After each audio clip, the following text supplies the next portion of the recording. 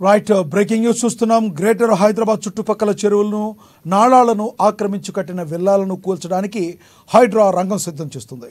గత కొన్ని రోజులుగా అక్రమంగా నిర్మించిన దుండిగల్ మున్సిపల్ పరిధిలో మల్లంపేట కత్వ చెరువు ఎఫ్టీఎల్ స్థలంలో పెద్ద ఎత్తున అక్రమ నిర్మాణాలు చేపట్టారు. వాటిని గుర్తించిన హైడ్రా అధికారులు ఉదయం నుండి కూల్చివేస్తున్నారు. మాధాపూర్లోని సున్నపు చెరువులో 43 ఎకరాల కబ్జాకు గురైనట్లు అధికారులు గుర్తించారు.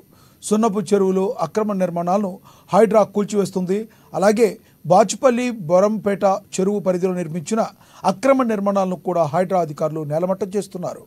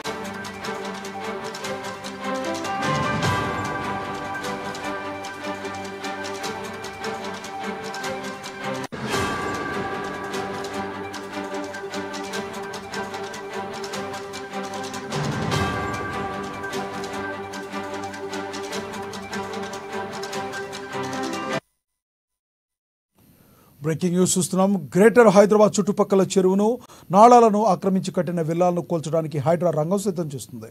గత కొన్ని రోజులుగా అక్రమంగా నిర్మించిన దుండిగల్ మున్సిపల్ పరిధిలో మల్లంపేట కత్వ చెరువు ఎఫ్టీఎల్ స్థలంలో పెద్ద ఎత్తున అక్రమ కట్టడ నిర్మాణాలు చేపట్టారు. వాటిని గుర్తించిన హైడ్రా అధికారులు ఉదయం నుండే కూల్చివేస్తున్నారు. మాధాపూర్లోని సున్నపు చెరువులో 43 ఎకరాల కబ్జాకు గురైనట్లు అధికారులు గుర్తించారు. సున్నపు చెరువులో అక్రమ నిర్మాణాలను హైడ్రా కూల్చేస్తుంది. అలాగే బాచుపల్లి బొరంపేట చెరువు పరిధిలో నిర్మించిన అక్రమ నిర్మాణాలను కూడా హైడ్రా అధికారులు నేలమట్టం చేస్తున్నారు. ఇదే విషయానికి సంబంధించి మరింత సమాచారాన్ని మా ఇన్పుట్ ఎడిటర్ శ్రీనివాస్ అందిస్తారు. శ్రీనివాస్, చెప్పండి, హైడ్రా దూకుడు ఏమాత్రం తగ్గించట్లేదు అనుకోవచ్చా తెలంగాణ వ్యాప్తంగా? రైట్ లక్ష్మీనాథ్, ఏదైతే వారం రోజుల విశ్రాంతి తర్వాత మళ్ళీ హైడ్రా తన ప్రతాపాన్ని చూపిస్తుంది. అక్రమ కట్టడాలపై కొరడా జులిపిస్తుందని చెప్పొచ్చు. ఈ రోజు ఉదయం నుంచి కూడా చూసుకుంటే కనుక దుండిగల్ సమీపంలో ఉన్న మల్లంపేట కత్వా చెరువులో ఏదైతే బఫర్ జోన్ లో ఉన్న 3వ బఫర్ జోన్ లో ఉన్న 5 విల్లాలను కూడా నేలమట్టం చేసే పనిలో సిబ్బంది ఉంది, హైడ్రా సిబ్బంది ఉంది. ఇందుకోసం భారీ ఎత్తున భద్రతా సిబ్బంది కూడా చేరుకున్నారు. ఉదయం నుంచి కూడా బుల్డోజర్లతోని అక్రమ నిర్మాణాలను అన్నింటినీ కూడా కూల్చివేయడం జరుగుతుంది. ముందు నుంచి కూడా హైడ్రా హెచ్చరికలు చేస్తుంది. ఏదైతే బఫర్ జోన్లు కావచ్చు, ఎఫ్టీఎల్ కావచ్చు, ముఖ్యంగా చూసుకుంటే కనుక జలాశయాలకు సంబంధించి ఎక్కడ రాజీ ఉండబోమని చెప్పేసి కూడా పదే పదే హెచ్చరించారు. ఆ తర్వాత కూడా ఈ రోజు నుంచి, అంటే గతంలో వారం రోజులు వర్షం పడ్డది కాబట్టి వర్షం పడ్డ వారం రోజులు కూడా ఎక్కడెక్కడ ఎవరెవరికైతే నోటీసులు ఇవ్వాలి, ఎక్కడ బఫర్ జోన్లలో ఎక్కడ ఎఫ్టీఎల్స్ లో నిర్మాణాలు ఉన్నాయి, అక్రమ నిర్మాణాలు ఉన్నాయి, వాటన్నిటిని కూడా నోటీసులు అందించడం జరిగింది. ఈ రోజు నుంచి కూడా తీసుకుని మళ్ళీ అక్రమ నిర్మాణాల మీద తన బుల్డోజర్ తోని వాటిని మొత్తం కూడా నేలమట్టం చేసే పనిలో ఉందని చెప్పొచ్చు.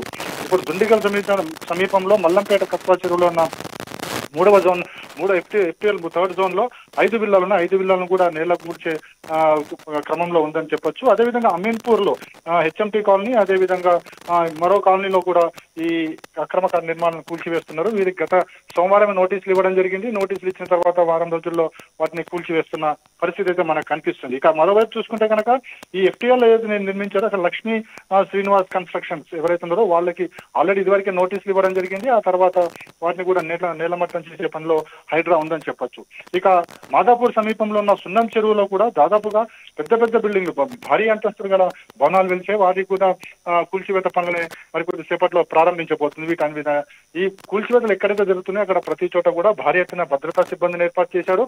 ఏదైతే కోర్టు ఆదేశాల మేరకు ముందుగా నోటీసులు కూడా ఇచ్చారు. నోటీసులు ఇచ్చిన తర్వాత పూర్తి స్థాయిలో విచారణ జరిపిన తర్వాత, ఎంక్వైరీస్ చేసిన తర్వాత అప్పుడు మాత్రమే వాటి మీద చెయ్యి వేస్తున్నారని చెప్పొచ్చు. అయితే ఇప్పటికీ కూడా చాలా చెరువుల దగ్గర ఏవైతే అక్రమ నిర్మాణాలు వెలిచాయో, అక్రమ బహుళంతస్తుల భవనాలు వెలిచాయో వాటన్నిటికి కూడా నోటీసులు ఇవ్వడం జరిగింది. అదేవిధంగా స్థానికులు ఎవరైతే నోటీసులు ఇస్తున్నారో, ఫిర్యాదు చేస్తున్నారో, ఫిర్యాదును కూడా స్వీకరించి పూర్తి స్థాయిలో వాటిని పరిశీలించిన తర్వాతనే హైడ్రా తన చర్యలను తీసుకుంటుంది. సో ఇప్పుడు మనం చూసాం, నిన్న కావచ్చు మొన్న కావచ్చు హైడ్రా కమిషనర్ రంగనాథ్ కూడా మనకి క్షేత్రస్థాయిలో పరిశీలనకు వెళ్తున్నారు. అక్కడ ప్రజల నుంచి ఏవైతే ఎంక్వైరీస్ ఉంటాయో ఎంక్వైరీస్ చేస్తున్నారు, వారి నుంచి ఫిర్యాదులు తీసుకుంటున్నారు. వాటి క్రమంలోనే ఒక్కొక్కటిగా కూల్చుకుంటూ వస్తున్నారు. అయితే ప్రధానంగా ఇప్పుడు హైడ్రా విషయాన్ని ఒకటే తీసుకుంటుంది, ఏదైతే జలాశయాల్లో నిర్మించిన నిర్మాణాలు FTL పరిధిలో కావచ్చు, బఫర్ జోన్ పరిధిలో కావచ్చు, ఏవైతే అక్రమ నిర్మాణాలు ఉన్నాయో వాటన్నింటినీ కూడా నేల కూలుస్తామని చెప్పారు. అదే విధంగా ముందుకు వెళ్తున్నారు, అదే దూకులతో ముందుకు వెళ్తున్నారు.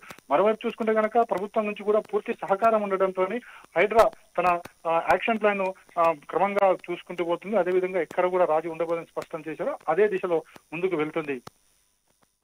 లక్ష్మీనాథ్. అయితే శ్రీనివాస్, జైబేరీ కన్స్ట్రక్షన్స్ అధినేత మురళీమోహన్ కూడా నోటీసులు ఇచ్చినట్లుగా మనకి సమాచారం అందుతుంది. అదేవిధంగా ఎవరైతే అంతకుముందు గతంలో అధికారులు ఎవరైతే ఉన్నారో వీటికి పర్మిషన్లు ఇచ్చారో అధికారులు, మరి వారి పరిస్థితి, వారి మీద ఏమైనా చర్యలు తీసుకుంటారా? ఎందుకంటే GHMC అనుమతి ఇచ్చింది, హుడా అనుమతి ఇచ్చింది, వీధి లైట్లు వేశారు, రోడ్లు వేశారు. ఈ రోజున మమ్మల్ని వెళ్ళిపోవాలంటే ఎక్కడికి వెళ్ళిపోతాను సామాన్య ప్రజలు అంటున్న పరిస్థితి. మరి అధికారులపై ఎటువంటి చర్యలు తీసుకుంటారు?